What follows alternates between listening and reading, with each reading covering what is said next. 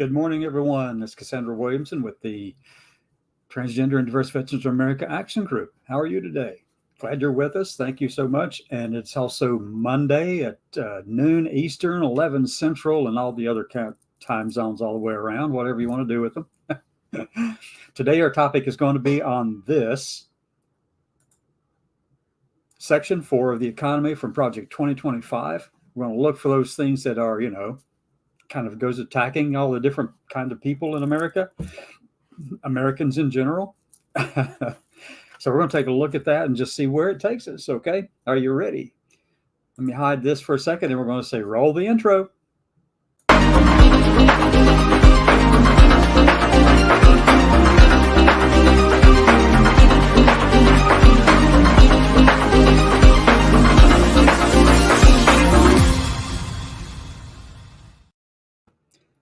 So welcome back. Here we go. We're going to jump right into sharing the screen and let's jump over to where we have Project 2025 pulled up in the background. Okay.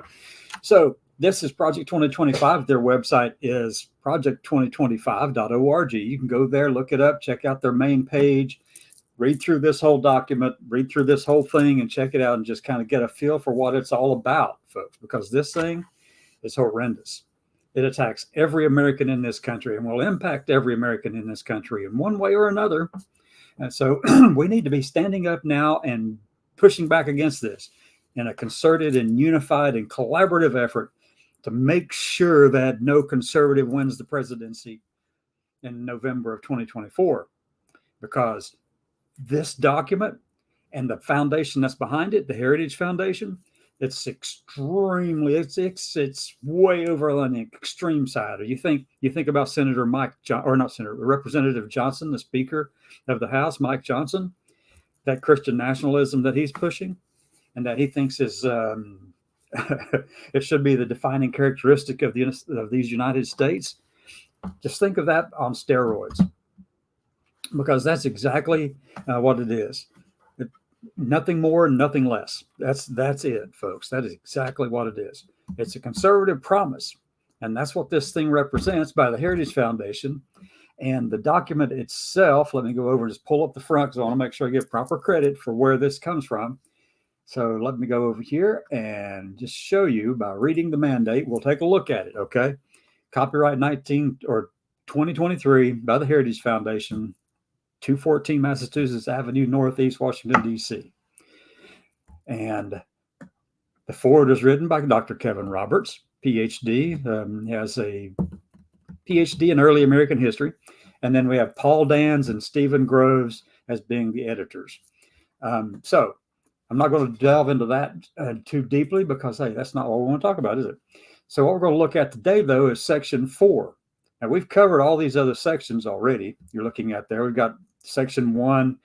There are video clips out there right now that we've produced. Some of them are 30 minutes, some are an hour, roughly an hour long, but we're covering every single one of these sections, and we're looking for words like woke, sex, gender, diversity, diverse, faith, prayer, any of those characteristics, any of those words, from sexual orientation, gender, reproductive health, abortion, all those kind of things. Looking for those words in here, social, because it gets tagged with a lot of other things too. But looking for those words just to find out what's in each one of these sections and each one of these chapters, one by one. Some chapters have nothing in them that actually relate to any of those words. I probably have to do a more in-depth search again. But we're in Section 4. We've already talked about Section 3, which is the general welfare. You got agriculture, education, all that stuff, all the way down to the Department of Veterans Affairs. We've covered that. Now we're in Section 4, the economy, okay? So we're looking at Department of Commerce, Department of the Treasury, Import-Export, the Export-Import Bank, Federal Reserve, Small Business Administration, and Trade. All right, so you would think that something in here would not necessarily impact or have anything to say about any of those words that we mentioned.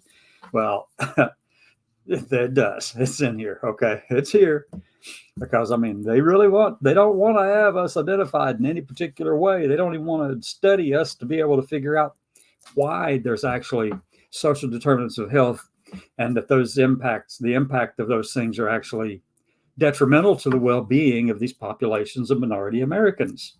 And we know that that's the case. We know that that's what's going on. We know that that's what's happening. We've known about that for a long time.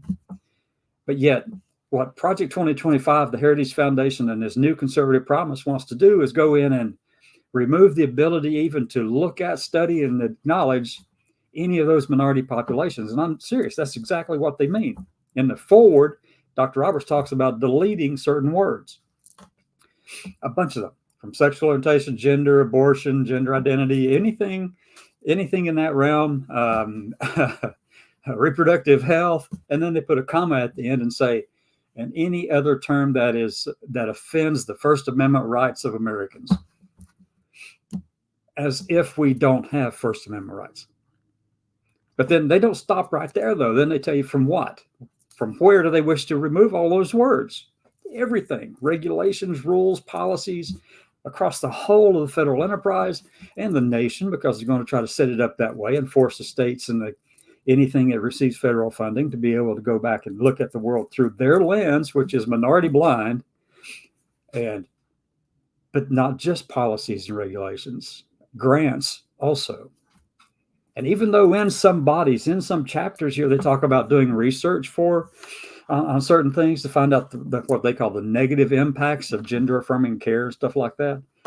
They didn't say anything about the positive effects. They don't care about that.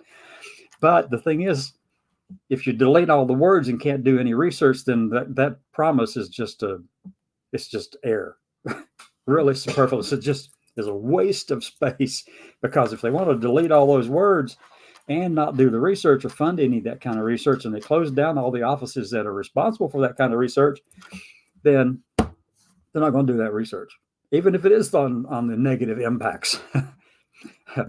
They don't care about the positive of it. They're only looking for, can we find a reason to support our theocratic, authoritarian, fascist, nationalist, Christian nationalist fascism views?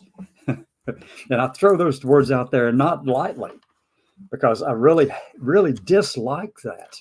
However, they fit this organization, and the promise that they are pushing out there upon all Americans is theocratic, authoritarian, Christian nationalist fascism. It is that. And you can just go look at, in 2003, Lawrence Britt wrote something about what are the 14 characteristics, or at least he analyzed a bunch of fascist governments around the world, 6 or 7 of them or something like that. Ones like Mussolini, Hitler, Pinochet, different ones all around the world. It came up with 14 characteristics that can be used to identify what it means to determine whether or not your country or your organization is a fascist organization. And guess what? Heritage fits every single one of them under the leadership of the president of the foundation, Kevin Roberts. Fits all those characteristics, every single one of them. But they don't call themselves that, and they don't want to call themselves that, because, they want to use that term against everybody else, but it applies specifically to them. Anyway, so section 4, we're going to talk about that right now. So this is where we are. So let's just jump out of this section and go straight over into section 4. This is the very front part of it. Okay, basically the forward to section 4. And the very first thing up here, the proper role of government, as was articulated nearly 250 years ago, is to secure the God-given unalienable rights in order that we might enjoy the pursuit of happiness, the benefits of free enterprise, and the blessings of liberty. Well, for one thing is, they're already telling you that this is Christian nationalism right here. Unalienable rights. Really? We may be entitled to those things, and every human may be entitled to those kind of things, but I'm going to tell you, the government can give and take away. So there's no such thing as an unalienable right. It's you may have it, or you may not. I think that's really just anachronistic. But anyway, that's the first thing, and this is in the forward, okay? And I don't think there's anything else in the forward that really talks about anything that I was interested in doing or looking at. So we're going to go over to the next chapter. The next chapter is 21, Department of Commerce, written by Thomas F. Gilman. And I highlighted sections for some of these words in there, phrases or things that I thought would be of interest.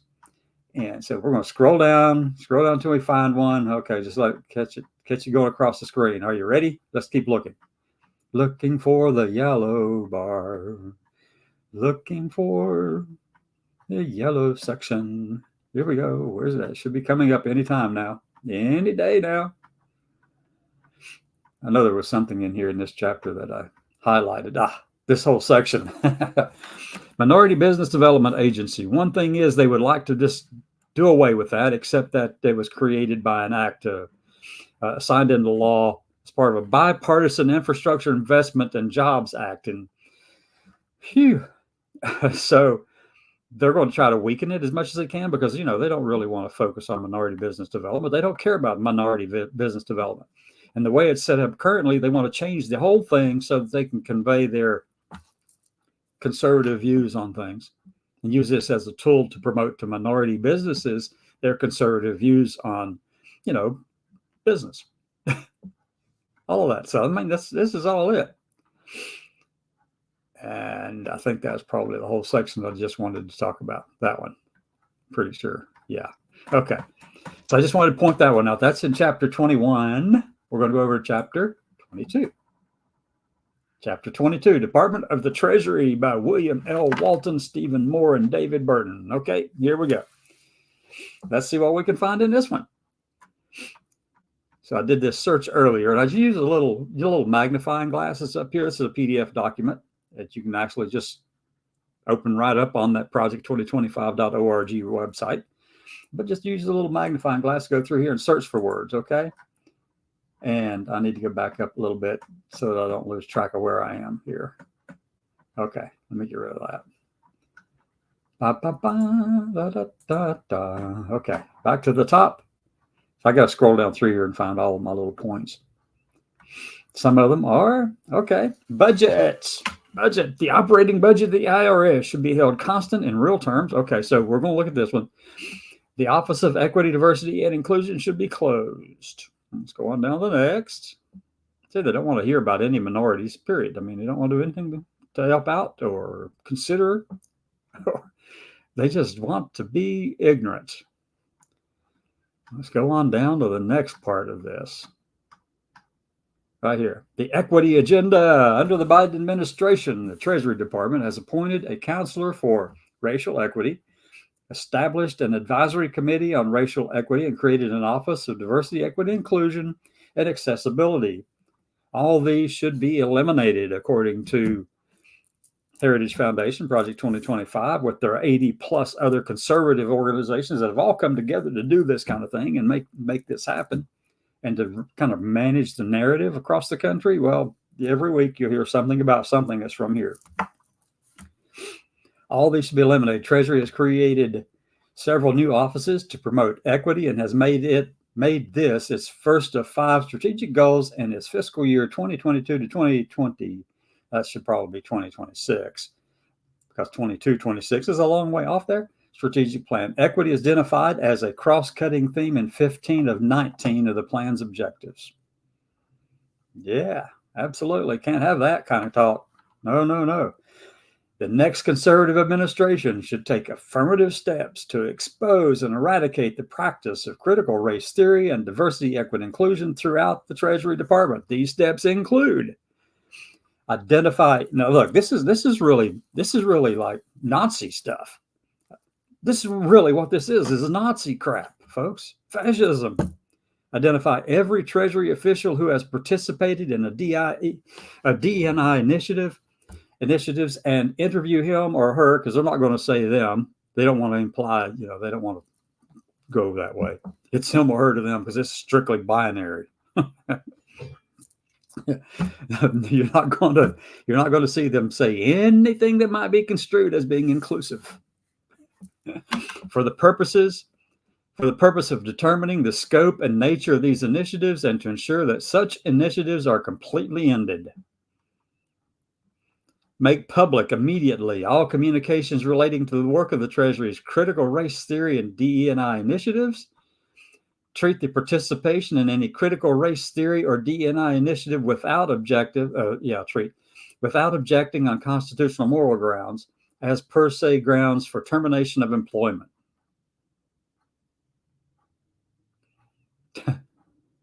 They're darn serious about this stuff. Expose and make public all training materials and initiatives designed to single out any race, ethnicity, or sex for special treatment. The administration should eliminate the 25-member Treasury Advisory Committee on Racial Equity. Folks, I'm going to tell you, these people this is fascism 101. This is fascism 101. You're going to find the people you're going to identify every person who has participated in any kind of DE&I training. You're going to interview them and determine whether or not how much they learned, basically, or if they are implying it or applying it in any way.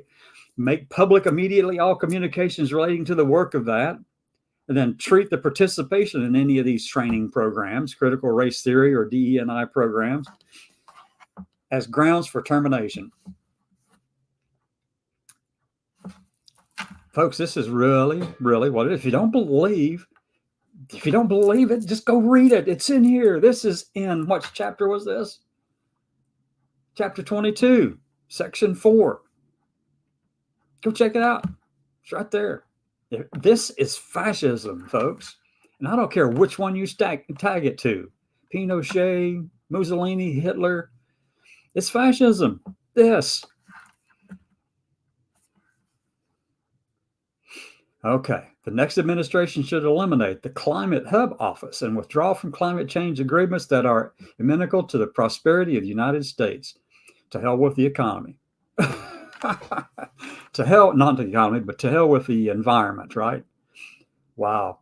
The Climate Hub Office coordinates Treasury's work to inform, guide, and incentivize and mobilize financial flows for climate mitigation and climate adaptation, and supports the broader alignment of the financial systems with the path to net zero emissions by mid-century. According to the Biden administration's fiscal 2022 to 2026 strategic plan for Treasury, the fourth of fifth strategic goals reads, okay, I'm not going to read all that. But anyway, so they're going after anything to do with the climate, environment, don't care. Their statement, I've read this somewhere in here, their statement is that, hey, we've got the science, we've got people who are smart enough to figure out how to do this, to fix it and keep things good, make the economy safe, and we can correct any mistakes that we make after the fact because we've got so many smart people, is what they're saying. We can destroy the economy now, but we got smart people who are coming up who can fix it. As the science evolves, basically, after the fact, you've already destroyed the economy or the environment. You've already destroyed the environment, but yet you want to rely on the premise or rely on the idea that scientists are learning more and more and maybe they can fix it later. This is shoving off to the next generation all the problems that are associated with the environment. Okay, let's go on down. Anything else? The next administration should use Treasury's tools and authority to promote investment in domestic energy, including oil and gas, and that also means coal. It should reverse support for international public and private-based efforts promoting environmental, social, and governance and principles of responsible investment, both of which have badly damaged U.S. energy security. Okay, so yeah, they just don't want to do any of that thing that's good for the whole planet. Okay, no. If it might burden these hugely profitable corporations in the least little bit, then they don't want you to do it. Yeah, it's pretty horrible, folks. Let's go on to the next one. Now we're in chapter 24. And notice I skipped over 23 and some of the other chapters in section 4 because when I searched through there, I didn't find anything. Didn't mean it's not there. It just mean I didn't find it. Okay. So here we are in chapter 24. This is the Federal Reserve by Paul Winfrey. And let's scroll down through this thing. Additionally, Political pressure has led the Federal Reserve to use its power to regulate banks as a way to promote politically favorable initiatives, including those aligned with environmental, social, and governance objectives. Okay, so ESG stuff. Yeah, they don't care about anything except for making as much money as they possibly can on the backs of the people who, are out here having to live in these environments that they actually want to not want to destroy, but end up destroying because of their unbridled greed. That's really what it amounts to. Let's scroll on down. Let's see if there's anything else in this chapter. I'm not sure if there's too much more in here. Oh, wait. What do we have? Focus any regulatory activity on maintaining bank capital adequacy. Elected officials must clamp down on the Fed's incorporation of environmental, social, and governance factors into its mandate, including by amending its financial stability mandate. See, they're going after that environmental, social, and governance, the ESG stuff. All I can do is just shake my head because this stuff is really crazy. So that's section 4, folks. That is section 4. And we covered commerce, treasury. There's nothing in the import-export or the export-import bank section. We covered the Federal Reserve. There's nothing in the SBA, the Small Business Administration side, or in trade, chapter 26. This evening, or maybe even tomorrow, I'm not sure which, but I'll record this section 5. We'll do it live, but it'll be recorded. And each one of these sections, by the way, is available. You can go through and take a look at them. We'll take a look at section 5. Let's see if there's any kind of words in any of these sections that have to do with the terms we're looking for. Okay. With that, let me just go back over here and stop sharing. Let's see if we have anyone over in the comment section. Anybody watching? Thank you for watching. No comments over there. So at this point in time, let me just close out with this. Y'all have a great afternoon.